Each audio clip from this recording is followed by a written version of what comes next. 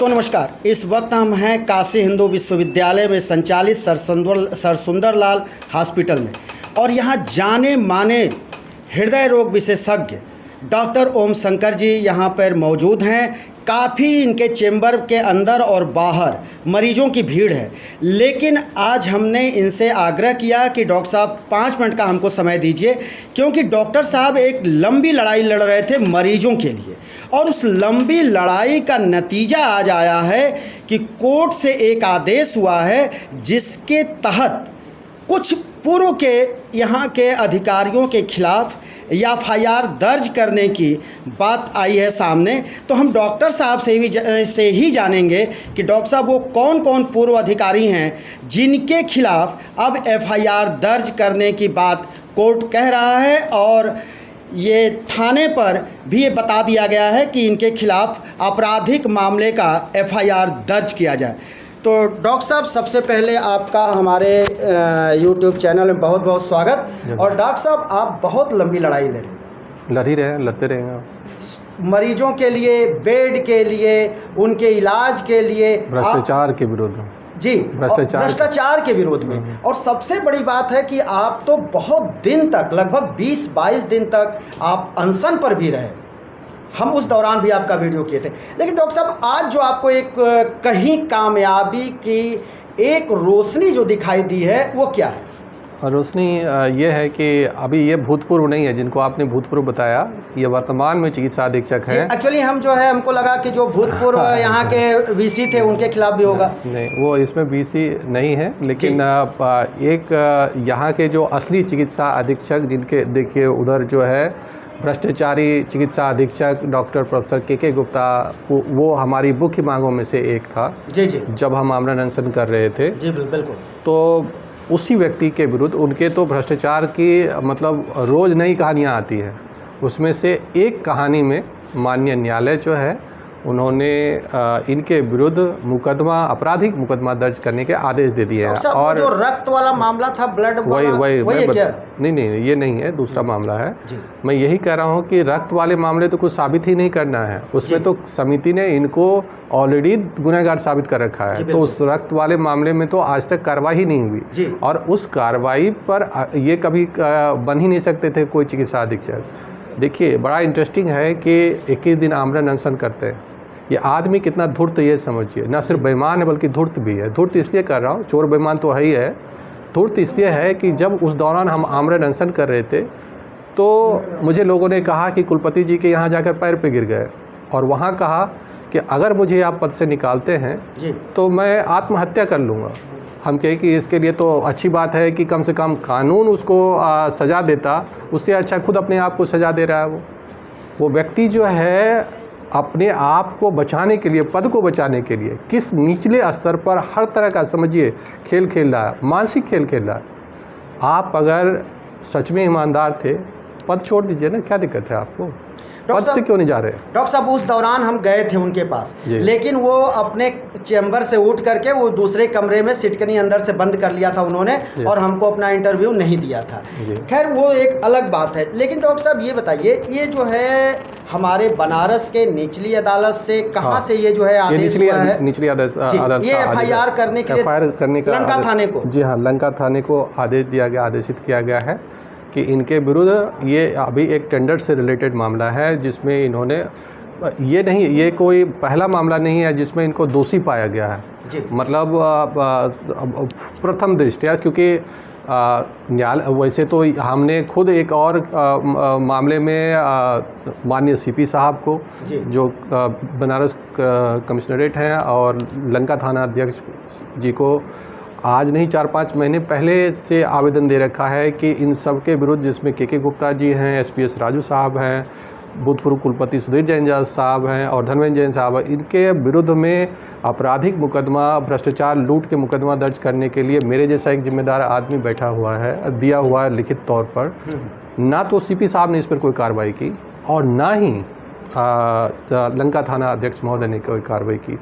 अब सवाल ये है कि मेरे जैसे जिम्मेदार व्यक्ति जो भ्रष्टाचार के सबूत के साथ इतने संगीन मामलों को आगे लेकर आ रहे हैं, उनका एफआईआर दर्ज नहीं हो रहा है।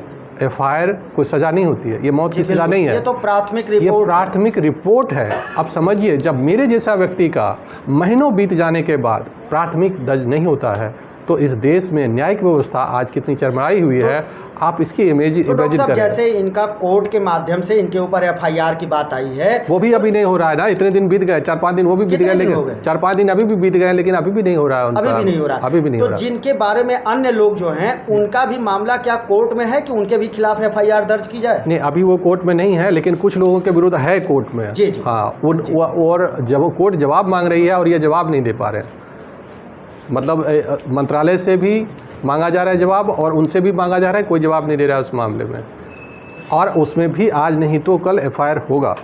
तो मेरा ये कहना है कि अगर किसी भ्रष्ट व्यक्ति के विरुद्ध सबूत के साथ कोई जिम्मेदार नागरिक अगर एफआईआर के लिए प्रतिवेदन देता है और उसके विरुद्ध अगर एफआईआर दर्ज नहीं होता है, तो हम लोग ये कानून के राज में रह रहे हैं या जंगल राज में रह रहे हैं, ये समझना बहुत ज़रूरी है कि और ये समझिए कि आज जो हम अपराध के आंकड़े देख रहे हैं वो मतलब 99.99% में तो इसका मतलब दर्ज ही नहीं हो रहा है। जब मेरे जैसा एक जिम्मेदार पढ़ा लिखा जिसको सब आदमी जानता है, मीडिया में जानता है, देश के लोग जानते हैं, उसका कंप्लेन, आधिकारिक कंप्लेन पे कोई कार्रवाई नहीं हो रही।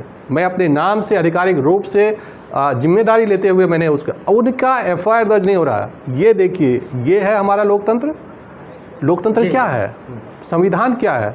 संविधान कहता है कि आपको ये तो सूचना है ना, आप विवेचना करिए, आप उसमें कोई दोषी अगर निर्दोष साबित हो जाता है तो आप बरी कर दीजिए उसको। निश्चित तौर पर डॉक्टर साहब, अगर आप कहीं भी दोषी होते तो ये लोग आपको छोड़ते नहीं, लेकिन इससे एक साफ जाहिर होता है कि इनकी पहुंच ऊपर तक है और ऊपर से यहाँ पर कोई ऐसा दबाव डाला जा रहा है जिसके चलते इनके ऊपर एफआईआर दर्ज नहीं किया जा रहा है, ऐसा हमको लगता है। करेक्ट करिएगा आप। नहीं, जैसा आपको लगता है, आपकी तरह मुझे भी यही लग रहा है कि एक भ्रष्ट आदमी, जो कि यहाँ पर आप बहुत योग्यता वाले व्यक्ति हैं, तभी बनारस हिंदू यूनिवर्सिटी में एक पद आपको नहीं मिलेगा।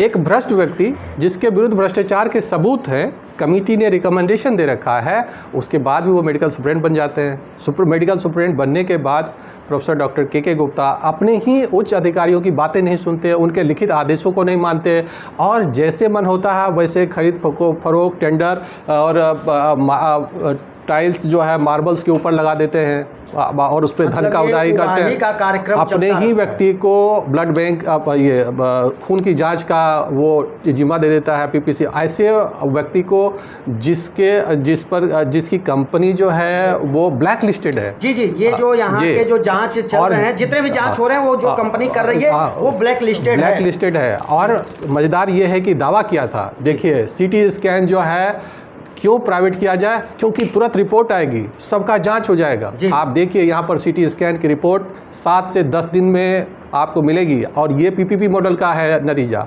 ब्लड की जांच है, एक तो पहले गुणवत्तापूर्ण थी, वो खत्म हो गई, अब आधी रिपोर्ट गलत होती है और आप इस पर विश्वास नहीं करते, हमें खुद विश्वास नहीं होता। और दूसरा बात जो है कि ना सिर्फ ब्लड रिपोर्ट बल्कि आपके ब्लड रिपोर्ट 2-3 दिन में मिल रहे हैं, तो फ़ायदा क्या हुआ भैया? इससे पहले तो तेज बनारस हिंदू यूनिवर्सिटी का रही थी और ये बनारस हिंदू यूनिवर्सिटी को सबसे ज़्यादा लाभ पहुंचाने वाला संयंत्र था, ये जगह थी CCI लैब, उसको आपने बंद करा दिया। CCI लैब में हम लोग जाया करते थे। वो लैब जो आर्थिक मजबूती के लिए बनारस हिंदू यूनिवर्सिटी को चलाने के लिए भी एक योगदान था और वो फ़ायदे में चलने वाली थी। आखिर अब किसी का भी निजीकरण क्यों किया गया? अब पेड़ कटाई के मामले में आज भी NGT चुपचाप सोई हुई है, कुछ भी काम नहीं किया, जबकि सारे सबूत जो है हम लोगों ने दिए हैं। यहाँ के जो डिस्ट्रिक्ट अधिकारी हैं उन्होंने भी कहे हैं कि अवैध कटाई हुई है पेड़ों की, और फिर भी उसके विरुद्ध कोई कार्रवाई नहीं हो रही है। 2-3 ये जो आपने असली सवाल जो आपने पहुँचाया कि जो सवाल से हम इसके बारे में बात करें कि क्या कोई संरक्षण दे रहा है, इसमें कोई शक ही नहीं है कि एक भ्रष्टाचारी व्यक्ति है, अगर 21 दिन आमरण अनशन के बाद भी एक अपने पद पर समय सीमा खत्म होने के बाद भी, सारे कानूनों को धज्जियां उड़ाने के बाद भी, समिति का और कोई सी कार्य कानून को ना मानने वाला व्यक्ति अगर आज भी बैठा हुआ है, तो इसके लिए सीधे सरकार जिम्मेदार है और सरकार को के सब कुछ संज्ञान में है। तो ऐसा तो है नहीं हम 21 दिन आमरण अनशन कर रहे थे, सरकार को पता नहीं है, ऐसा तो है नहीं। इंटेलिजेंस पता कर रही है, बता रही है, आप बता रहे हैं, LIU बता रहे हैं, इंटेलिजेंस बता रहे हैं, IB बता रही है, सब बता रहे हैं कि हाँ वहाँ पर आंदोलन चल रहा है। किस लिए हो रहा है? कि भ्रष्ट आदमी के विरुद्ध हो रहा है सर। और आज तक उस पर कोई कार्रवाई नहीं हुई। सरकार आई, नई सरकार भी बन गई और उसके भी महीनों कुलपति चले गए, लेकिन एक भ्रष्ट व्यक्ति अब भी बना हुआ है जिसका कि किसी भी आधार पर जेल के सिवा कहीं कोई जगह नहीं हो सकती है। और इस पर बड़े अधिकारी का, बड़े नेता का जरूर कोई न कोई हाथ है और उन बड़े नेता को अब एक्सपोज करने की ज़रूरत है कि कौन बड़ा नेता इनको समर्थन दे रहा है। इसको पता करना है कि ये कौन से नेता इनका समर्थन कर रहा है और क्यों वो नेता, ऐसा तो नहीं है वो नेता का इससे साठगांठ है, नेता का भी कोई यहाँ पर धंधा चल रहा है। सर हम एक बात पूछना चाहते हैं, हम अगर आप इसका उत्तर देना चाहें तो दें, नहीं देना चाहें तो नहीं भी दे सकते हैं क्योंकि आप एक पद पर हैं। क्या ये मान लिया जाए कि बनारस हिंदू यूनिवर्सिटी का भगवाकरण हो गया है और RSS के लोग का यहाँ दखल है? देखिए RSS बहुत डंके की चोट पे कहते हैं कि मेरा सबसे पहला किसी विश्वविद्यालय में अगर कोई संगठन स्ट्रक्चर अगर खड़ा हुआ तो बनारस हिंदू यूनिवर्सिटी में बना। यहाँ पर कुछ दिनों पहले तक एक जो हमारा लॉ विभाग था वहाँ एक जगह थी जो RSS के लिए मतलब वहाँ थी, जिसको बाद में हटा दिया गया, कुछ पहले के वाइस चांसलर लोगों ने हटा दिया। और पूरे देश में जब भांग घुली हुई है तो बनारस हिंदू यूनिवर्सिटी उससे अलग कैसे हो सकती है? 3 प्रश्न डॉक्टर साहब, बहुत छोटे छोटे हैं क्योंकि आपके पेशेंट लाइन लगाए हैं तो हम बहुत समय नहीं लेंगे। डॉक्टर साहब आपकी जो मुहिम थी बेड की, क्या वो बेड की जो मांग आप कर रहे थे, हमको लगता है 45 या कितनी बेड नए वाली बिल्डिंग में, क्या वो मिल गया आपको? नहीं, ले लिया गया। 49 बेड और हृदय विभाग से ले लिया गया, जिससे कि अब वो संख्या घट के 41 हो गई है जो 90 के पास थी। तो जो आप लड़ाई लड़ रहे थे कि हमको बेड दिया जाए, वो अभी मिला या नहीं मिला? उसके बाद 49 बेड ले लिए गए जी, ले लिए गए और ले लिए गए हमसे, और ले लिए गए, मैंने 90 थे अब 49 और ले लिए गए। तो अब आपके पास तो बेड 41 हैं। तो डॉक्टर साहब इतना बड़ा ये हॉस्पिटल है, पूर्वांचल के साथ साथ बिहार के कई जिले, उधर MP के जो है 2-3 जिलों को ये हॉस्पिटल जीवन दान देता है। तो ये भी नहीं है, उससे इलाज कैसे करते हैं? उससे यही तो रोज का नाम होता है नो बेड वैकेंट। हम लिखेंगे एडमिट, वहाँ कहेंगे नो बेड वैकेंट। देखिए उससे भी बहुत महत्वपूर्ण बात है कि सरकार ने इसको एम्स बनाने के लिए भी सहमति दे दी है अभी पिछले कुछ महीने पहले। और एम्स के बाद यहाँ पर एक डेडिकेटेड कार्डियक सेंटर 500 बेड का बनाने के लिए उस समय एक सहमति हुई थी, जहाँ डायरेक्टर साहब ने कहा था कि हाँ ये प्रपोजल गया है, लेकिन वो कौन से डस्टबिन में गया ये नहीं पता मुझे अभी तक। सबसे देखिए आज हर तीसरा व्यक्ति हृदय की बीमारियों से ग्रसित है और मौत हो रही है उससे। डॉक्टर साहब और उस मौत हॉस्पिटल में हृदय रोग विशेषज्ञ नहीं है और कहीं हैं भी तो वो जो है एक्सपर्ट नहीं है। देखिए एक्सपर्ट की बात नहीं है, सबसे बात यह है कि लोगों के पास पैसे नहीं कि वहाँ जाके इलाज करवाएं, ये एक महत्वपूर्ण मुद्दा है। और सरकार जो है हृदय की महामारी आज उसी तरह से फैली हुई है जैसे एक समय में आपने कोविड को देखा था, और ये अगले 5 सालों में कम से कम 1.5 गुना बढ़ जाने वाला है। और वैसे गंभीर समस्या को आंख मूंद कर अगर सरकार बैठी है, हमने सिर्फ ये नहीं कहा कि बनारस हिंदू यूनिवर्सिटी में ही सिर्फ डेडिकेटेड कार्डियक सेंटर, मेरा कहना है कि पूरे देश में 50 डेडिकेटेड कार्डियक सेंटर बनना चाहिए, 250 बेड के बनने चाहिए, और एक 500 बेड का, चूँकि ये ज़्यादा एरिया को कवर करता है, डेडिकेटेड कार्डियक सेंटर तुरंत प्रभाव से इस बजट में, पिछले बजट में वो बनना चाहिए था, उसकी घोषणा होनी चाहिए थी, जो नहीं हुई। जी 3 साल के बच्चे को चलते फिरते खेलते हार्ट अटैक आ जा रहा है, दूल्हा दुल्हन स्टेज पर हैं वहाँ हार्ट अटैक आ जा रहा है, कोई टहलने जा रहा है हार्ट अटैक आ जा रहा है, कोई जो है जिम में गया हार्ट अटैक आ जा रहा है। तो ये निश्चित तौर पर हृदय की जो अब बीमारी है वो तो काफ़ी घर कर गई है और लोगों को पता नहीं चलता। ये साइलेंट किलर है क्या? साइलेंट किलर तो है ही है, लेकिन ये सब इसलिए हो पा रहा है कि हम वोट देने समय इसको वैल्यू नहीं करते।